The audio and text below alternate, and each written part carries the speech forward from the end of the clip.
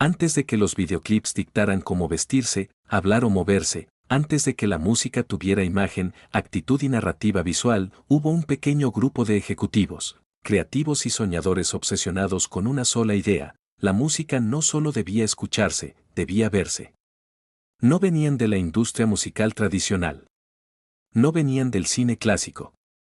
Venían de estudios de televisión por cable, de salas de juntas llenas de incertidumbre y de una generación que estaba cansada de escuchar la música sin poder mirarla a los ojos.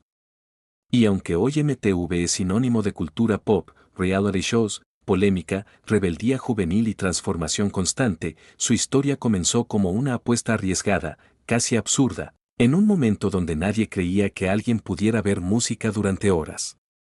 Una idea nacida en Estados Unidos, en plena transición cultural, cuando la televisión aún mandaba y la industria musical no imaginaba que estaba a punto de perder y ganar el control de su propia imagen.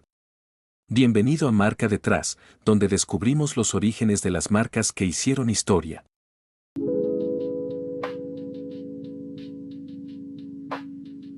Para entender por qué MTV fue una idea tan disruptiva, hay que volver a Estados Unidos a finales de los años 70. La televisión abierta dominaba el entretenimiento. Tres grandes cadenas, ABC, CBS y NBC, decidían qué se veía, cuándo y cómo. El público joven existía, pero no era una prioridad. La música vivía en la radio, en vinilos y en conciertos. La televisión apenas la rozaba con programas aislados y presentaciones ocasionales. Al mismo tiempo, algo silencioso estaba creciendo: la televisión por cable. A diferencia de la señal abierta, el cable no necesitaba gustarle a todos. Podía especializarse. Podía segmentar. Podía arriesgar. Y ahí, en ese espacio marginal, comenzó a gestarse el cambio. En 1977, en la ciudad de Nueva York, una empresa llamada Warner Cable empezó a experimentar con canales temáticos. Entre sus ejecutivos había una sensación clara: el futuro de la televisión no estaba en repetir lo que ya funcionaba, sino en crear nichos que nadie había explotado. La pregunta era ¿cuál? Uno de los nombres clave en esa conversación fue John Lack, un ejecutivo joven que observaba con atención cómo la industria musical empezaba a producir videos promocionales para acompañar sus canciones. Eran piezas simples, grabadas con bajo presupuesto, pensadas solo para vender discos. Nadie las veía como contenido televisivo serio. Pero Lack vio algo más. En lugar de pensar en el video musical como publicidad, lo imaginó como programación. Un flujo constante de música visual, disponible las 24 horas del día. Una idea que sonaba absurda incluso dentro de la propia empresa. ¿Quién querría ver música todo el día? ¿Y qué pasaría cuando se acabaran los videos? La resistencia fue fuerte. Ejecutivos tradicionales consideraban que la música no tenía narrativa televisiva. No había conductores, ni historias largas, ni guiones. Solo canciones. Además, producir contenido original era caro. Y depender de las disqueras para llenar una parrilla completa parecía una debilidad, no una fortaleza. Sin embargo, el contexto social jugaba a favor del riesgo. A finales de los 70, una nueva generación estaba tomando forma. Jóvenes criados con televisión, radio FM, cultura pop y una necesidad creciente de identidad visual. La música ya no era solo sonido, era estilo, postura, rebeldía, pertenencia. Pero ningún medio estaba articulando todo eso en un solo lugar. Mientras tanto, en el Reino Unido, canales como Top of the Pops demostraban que la música podía funcionar visualmente. No como fondo, sino como espectáculo. Esa referencia reforzó la intuición de Lack: Estados Unidos estaba listo para algo similar, pero en versión continua y sin presentadores tradicionales. Warner Cable decidió dar el siguiente paso. El proyecto fue presentado internamente como un experimento de bajo riesgo.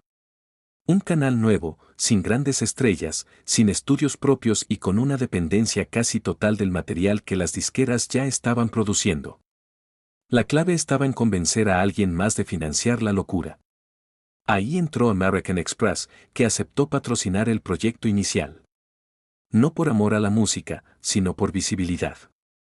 El acuerdo permitió que el canal naciera con una estructura mínima, pero suficiente para salir al aire.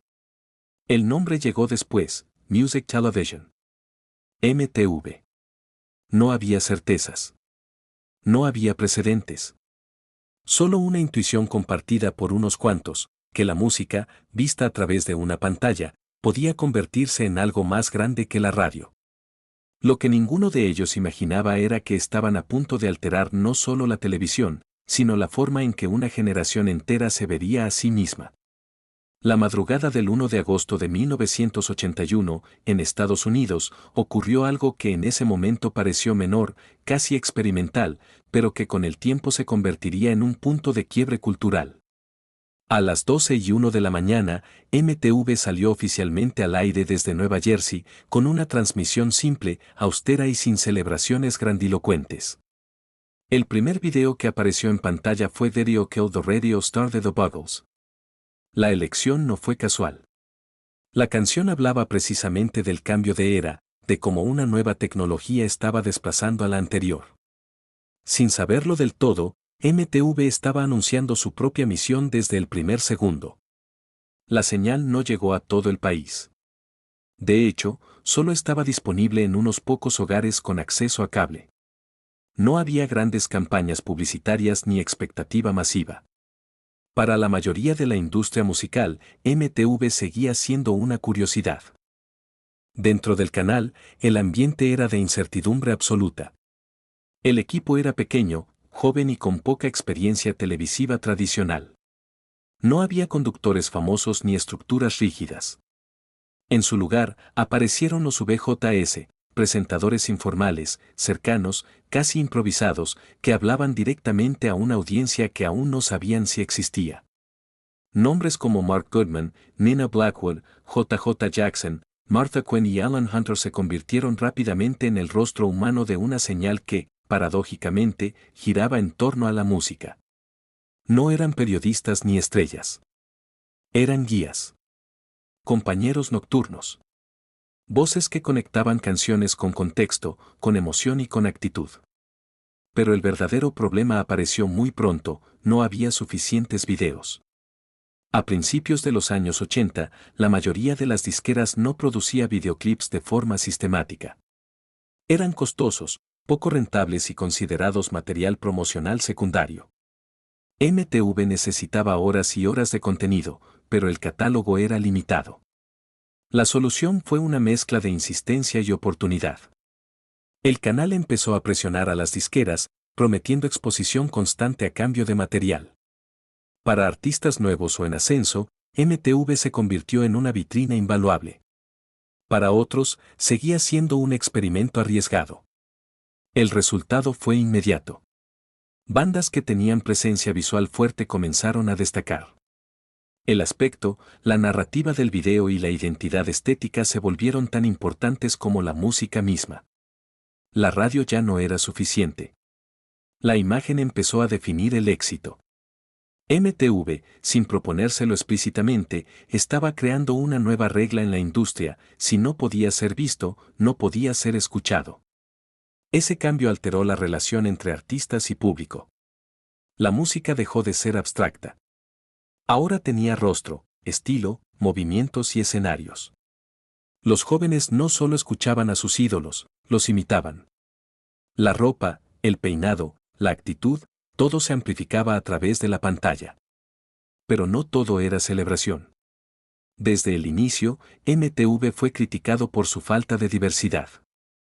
El catálogo inicial estaba dominado por artistas blancos de rock y pop. La ausencia de música afroamericana generó tensiones que pronto escalarían a conflictos públicos con la industria. Esa controversia marcaría el siguiente gran capítulo de la historia de MTV. Porque mientras el canal ganaba influencia cultural, también comenzaba a enfrentarse a una pregunta incómoda: ¿quién decide qué música merece ser vista? La crítica hacia MTV no tardó en hacerse pública. A principios de 1982, periodistas, músicos y ejecutivos de la industria comenzaron a señalar un patrón imposible de ignorar. La programación del canal prácticamente excluía a artistas afroamericanos. No era un detalle menor.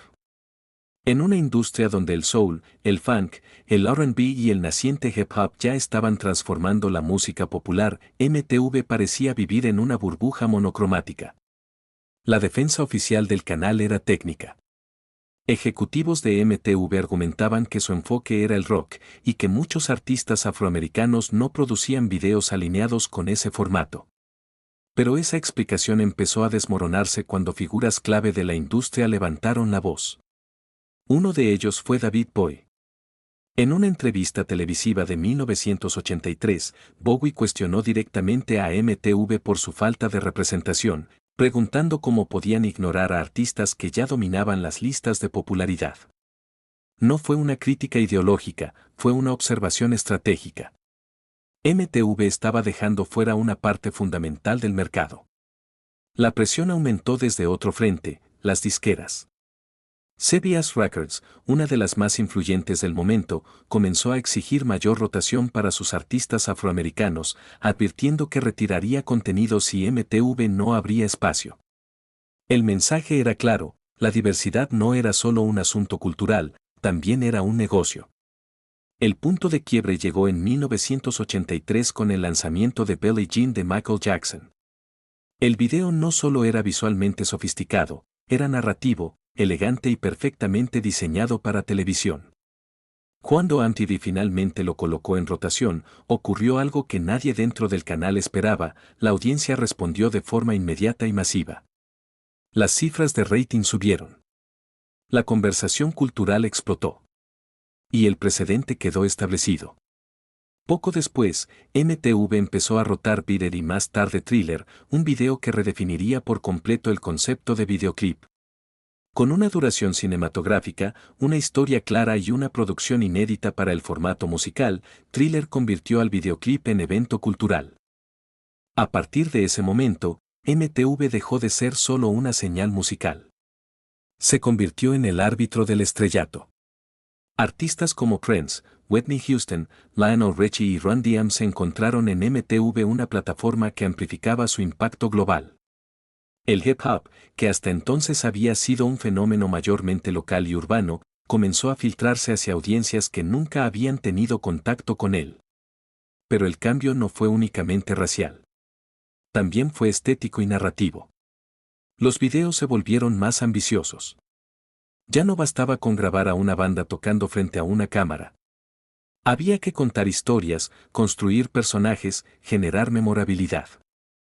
Las disqueras comenzaron a invertir presupuestos cada vez mayores en producción audiovisual. Directores de cine empezaron a experimentar en el formato musical. MTV se transformó en un laboratorio creativo donde se probaban ideas que la televisión tradicional no se atrevía a tocar. Para mediados de los años 80, la ecuación estaba clara, la música sonaba en la radio, pero nacía en MTV. Sin embargo, ese mismo éxito trajo una consecuencia inesperada. La música empezó a depender demasiado de la imagen. El canal que había nacido para promocionar canciones ahora tenía el poder de decidir qué artistas existían culturalmente.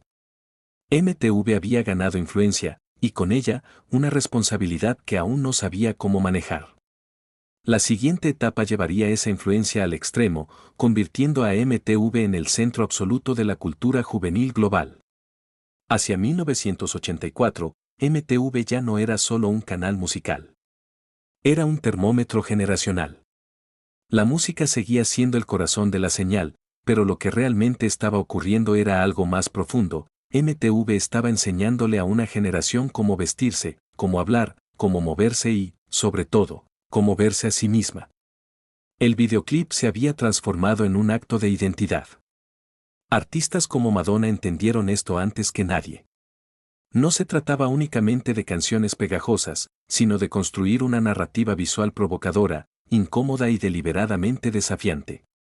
Videos como Like a Virgin o Material Girl no solo sonaban en MTV, definían conversación, escándalo y aspiración. MTV descubrió algo clave: la juventud no quería solo consumir música, quería verse reflejada. Ese tono cercano fue una decisión estratégica. MTV no quería parecer una institución, quería parecer una habitación compartida con la audiencia. Un espacio propio donde los adultos no tenían voz. La programación comenzó a expandirse. Aparecieron especiales temáticos, conteos regresivos, estrenos exclusivos y eventos transmitidos como si fueran rituales colectivos. Ver MTV ya no era una actividad casual, era una experiencia compartida. En 1984, el lanzamiento de los MTV Video Music Awards consolidó esta nueva identidad. La música, por primera vez, no solo se premiaba por cómo sonaba, sino por cómo se veía. El escenario se convirtió en un campo de provocación cultural. Madonna rodando por el suelo en vestido de novia no fue solo una actuación, fue una declaración generacional transmitida en tiempo real. Al mismo tiempo, MTV empezó a internacionalizarse. La señal comenzó a expandirse fuera de Estados Unidos, entendiendo que la cultura juvenil no reconocía fronteras. Europa fue el primer gran paso. Después vendrían otros territorios, cada uno adaptado a su contexto local, pero bajo la misma lógica, juventud primero, reglas después. Pero mientras MTV se consolidaba como el centro de la cultura pop, algo comenzaba a cambiar lentamente dentro del canal. La cantidad de videos disponibles empezó a crecer más rápido que el tiempo de transmisión. No todos podían entrar en rotación. El poder editorial de MTV se volvió más evidente que nunca. A finales de los años 80, la pregunta ya no era quién tenía talento, sino quién encajaba en la narrativa visual del canal. La música alternativa, el metal, el rap más crudo y las escenas underground comenzaron a presionar desde los márgenes. MTV había construido un imperio juvenil, pero ese mismo imperio empezaba a mostrar grietas. Porque cuando una generación madura, exige nuevas formas de representación. Y la siguiente transformación de MTV no vendría desde los videoclips, sino desde algo mucho más arriesgado, el contenido original. A finales de los años 80, MTV ya había conquistado a la juventud, pero enfrentaba un problema silencioso: la música por sí sola ya no era suficiente para sostener la atención durante todo el día. La audiencia crecía, maduraba y comenzaba a demandar algo más que rotaciones de videoclips. La solución no vino de la industria musical, sino de la televisión misma. En 1988, MTV dio uno de sus giros más importantes al experimentar con formatos que no dependían exclusivamente de canciones. Programas como Remote Control demostraron que el humor, la irreverencia y la cultura pop podían convivir dentro del ADN del canal sin traicionar su esencia juvenil. Pero el verdadero quiebre llegó con la animación. En 1991, MTV estrenó Beavis and Butthead, una serie creada por Mike Judge que, en apariencia, era absurda y provocadora. Dos adolescentes sin ambición, sentados frente al televisor, comentando videos musicales con sarcasmo y brutal honestidad. Lo que parecía una caricatura irrelevante se convirtió en un fenómeno cultural. Por primera vez, MTV no solo mostraba a la juventud, la parodiaba, la criticaba y la exponía. Beavis y Butthead eran el reflejo incómodo de una generación criada frente a la pantalla. El éxito fue inmediato y dejó algo claro dentro de la cadena: el contenido original no era un complemento, era el futuro. Ese mismo año, MTV reforzó su apuesta con The Real World. Estrenado en 1992, el programa reunía a jóvenes desconocidos en una misma casa y documentaba sus conflictos, relaciones, ideologías y contradicciones. No había guión. No había actores. Solo personas reales viviendo juntas frente a las cámaras. Sin saberlo, MTV acababa de sentar las bases de lo que décadas después se conocería como reality television. La música seguía presente, pero ahora compartía protagonismo con historias humanas. Conflictos raciales, diferencias de clase, orientación sexual, salud mental y política comenzaron a entrar en la conversación juvenil sin filtros ni ediciones complacientes. Este cambio no fue casual. A principios de los 90, Estados Unidos atravesaba una transición cultural marcada por el fin de la Guerra Fría, el desencanto post-Reagan y una generación joven que ya no creía en las narrativas tradicionales de éxito. MTV supo leer ese clima antes que nadie. Al mismo tiempo, el canal empezó a diversificar géneros musicales que antes habían sido marginales. El grunge, con bandas como Nirvana, Pearl Jam y Soundgarden, encontró en MTV una plataforma masiva. El rap comenzó a ocupar un espacio central con programas como Yo. Anti-D-Raps, llevando voces de barrios marginados al centro de la cultura mainstream. MTV ya no era solo un canal de entretenimiento. Era un espacio de representación. Pero este crecimiento tenía un costo. Cada nuevo programa alejaba al canal un poco más de su identidad original. Algunos críticos comenzaron a preguntarse si MTV seguía siendo un canal de música o si estaba convirtiéndose en otra cosa. La respuesta no tardaría en llegar. Porque a mediados de los 90, MTV estaba a punto de convertirse en el lenguaje visual definitivo de una generación, incluso si eso significaba dejar la música en segundo plano. Había dejado de ser únicamente un canal que reflejaba a la juventud para convertirse en el lugar donde la juventud aprendía cómo verse, cómo hablar y cómo comportarse. La música seguía ahí, pero ahora estaba envuelta en un ecosistema cultural mucho más amplio. En 1997, MTV lanzó Total Request Live, conocido simplemente como TRL. Transmitido desde Times Square, Nueva York, el programa convirtió los videoclips en eventos diarios. No se trataba solo de ver música, sino de participar en ella.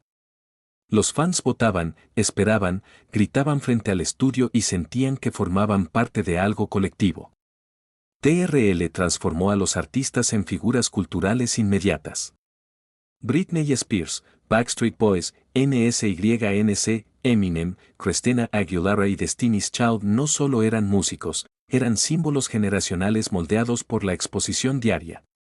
El éxito ya no se medía solo en ventas, sino en presencia mediática. MTV había entendido algo crucial: la música no se consume aislada, se consume en comunidad. Al mismo tiempo, el canal comenzó a expandirse agresivamente fuera de Estados Unidos. MTV Europe ya era una realidad consolidada, pero durante los 90 llegaron MTV Latinoamérica, MTV Asia y MTV Brasil, cada uno adaptando el formato a su contexto cultural local. No era una copia exacta, era una traducción cultural. En Latinoamérica, MTV se convirtió en una plataforma para artistas que antes no tenían visibilidad internacional. Bandas de rock en español, pop latino y propuestas alternativas encontraron un espacio que las radios tradicionales no ofrecían. MTV no solo exportaba cultura estadounidense, también comenzaba a importar identidades locales. Este proceso redefinió la idea de estrella musical. Un artista ya no necesitaba cantar en inglés para ser global. Necesitaba narrativa, imagen y conexión con la audiencia. MTV era el puente. Pero mientras el canal crecía, algo más estaba ocurriendo en silencio. Internet comenzaba a cambiar la forma en que los jóvenes descubrían música. Napster apareció en 1999, y con él la idea de que el contenido podía circular libremente, sin intermediarios. MTV observó este cambio con atención, pero también con cautela. Su poder seguía intacto, pero por primera vez había una amenaza que no venía de otro canal, sino de una tecnología emergente. En respuesta, el canal reforzó su identidad como creador de experiencias irrepetibles. Premios como los MTV Video Music Awards se transformaron en espectáculos culturales donde lo importante no era quién ganaba, sino qué momento quedaría grabado en la memoria colectiva. Besos polémicos, discursos incómodos, actuaciones inesperadas. MTV entendió que el escándalo también era contenido. Hacia finales de los 90, la cadena era mucho más que un canal de televisión. Era un curador cultural, un filtro que decidía qué era relevante y qué no. Para millones de jóvenes alrededor del mundo, MTV era la puerta de entrada a la música, la moda, el lenguaje y la actitud. Pero ese dominio absoluto tenía una fecha de caducidad. Porque el siglo estaba a punto de terminar, y con él, la forma tradicional de consumir cultura. MTV se acercaba a su momento más exitoso, y también al inicio de su mayor crisis. Cuando el calendario cruzó al año 2000, MTV seguía siendo poderosa, pero el mundo que la había convertido en imprescindible estaba desapareciendo lentamente. La juventud ya no dependía exclusivamente de la televisión para descubrir música, tendencias o identidades. Ahora tenía una computadora, una conexión telefónica y una nueva sensación de libertad. Internet no pidió permiso. Primero fue Napster, luego Kazaa, LimeWire y Emule. La música dejó de ser un producto escaso. Los videoclips comenzaron a circular en foros, páginas personales y servidores improvisados. El ritual de esperar a que MTV pasara tu canción favorita empezó a sentirse antiguo. Por primera vez, el espectador tenía control total. MTV reaccionó como reaccionan muchas marcas cuando el mundo cambia demasiado rápido, diversificando su contenido. A principios de los 2000, el canal apostó con fuerza por los reality shows. Programas como The Real World, que ya existía desde los 90, se transformaron en el molde de una nueva era. Luego llegaron Jackass, Pimp My Ride, Creeps, Laguna Beach y más tarde The Hills. Historias reales, exageradas, caóticas, imperfectas. Era televisión barata de producir y altamente adictiva. El problema era que, poco a poco, la música dejó de ser el centro. MTV no abandonó los videoclips de un día para otro, pero los fue empujando a horarios marginales. El canal que había nacido para pasar música ahora era criticado por no hacerlo.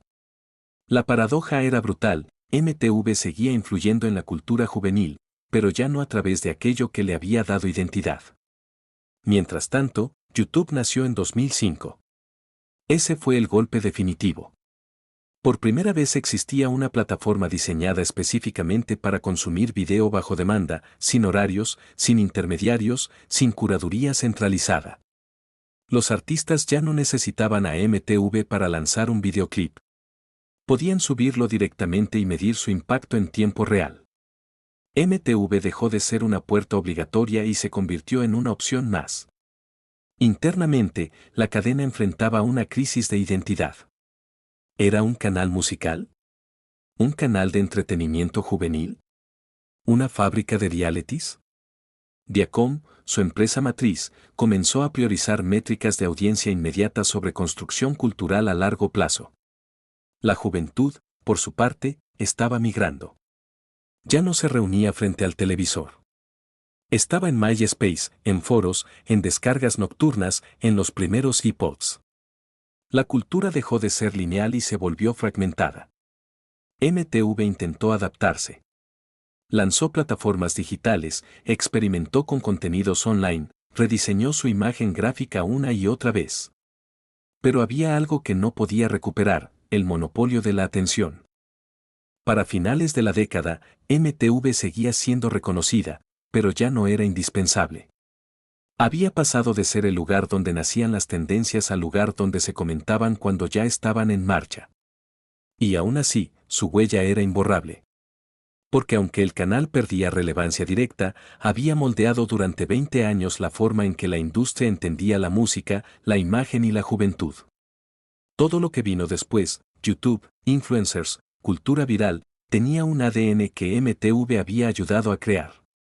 La pregunta ya no era si MTV podía volver a ser lo que fue.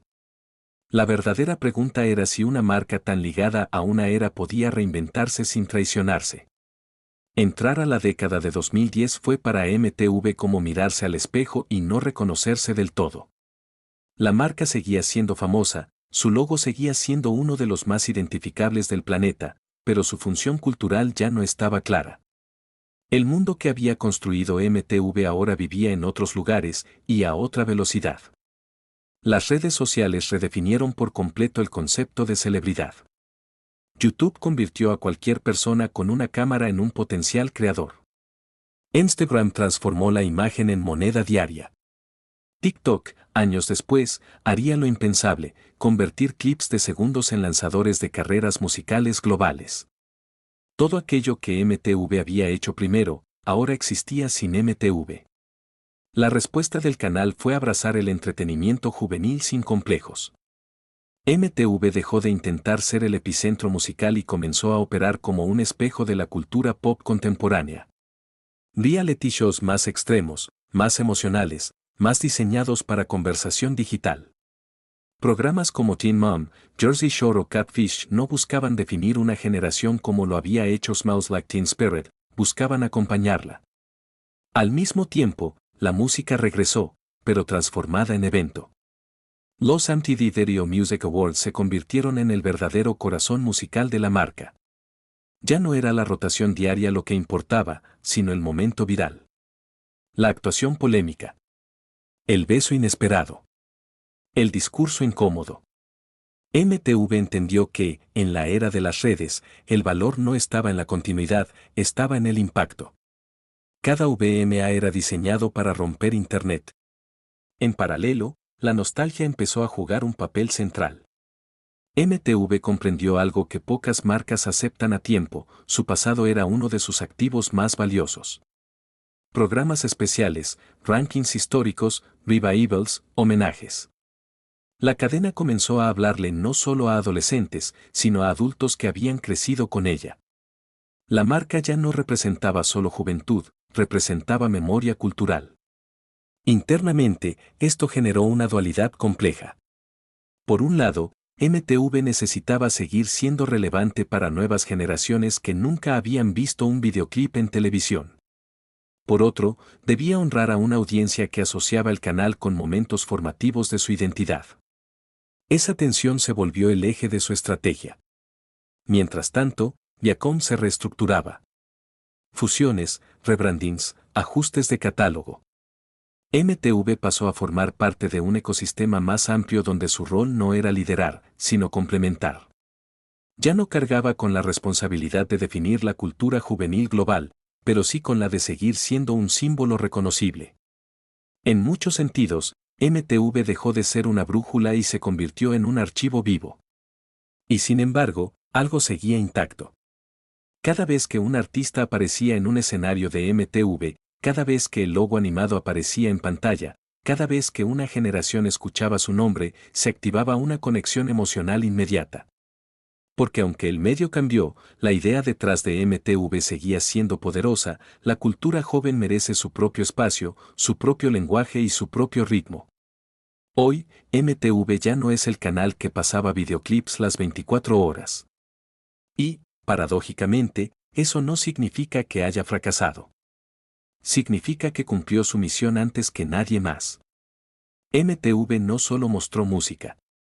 Enseñó a ver la música. Enseñó a una generación entera que una canción podía tener imagen, narrativa, estética y discurso. Antes de MTV, la música se escuchaba. Después de MTV, se interpretaba visualmente.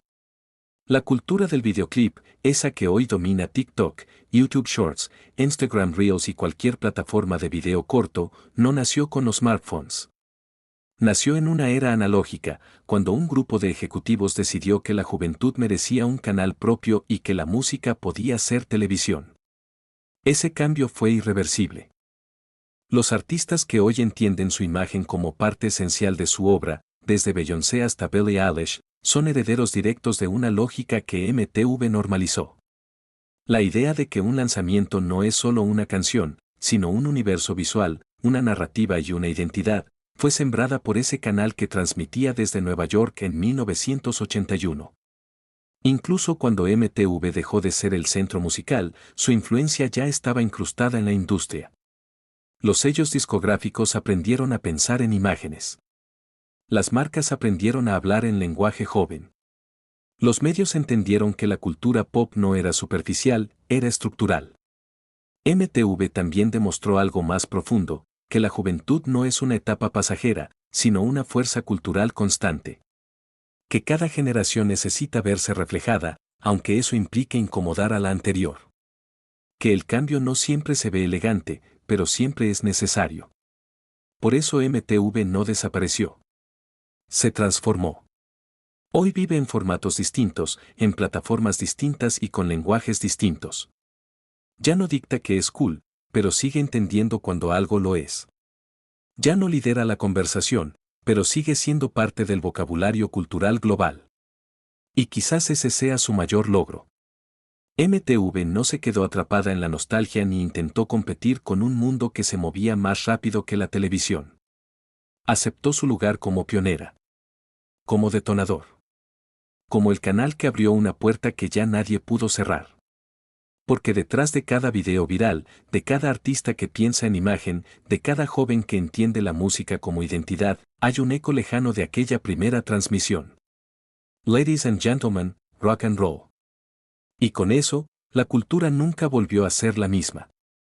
Y así, una idea que nació como un experimento televisivo, impulsada por ejecutivos, creativos y una generación que necesitaba verse reflejada, terminó convirtiéndose en uno de los fenómenos culturales más influyentes del siglo XX.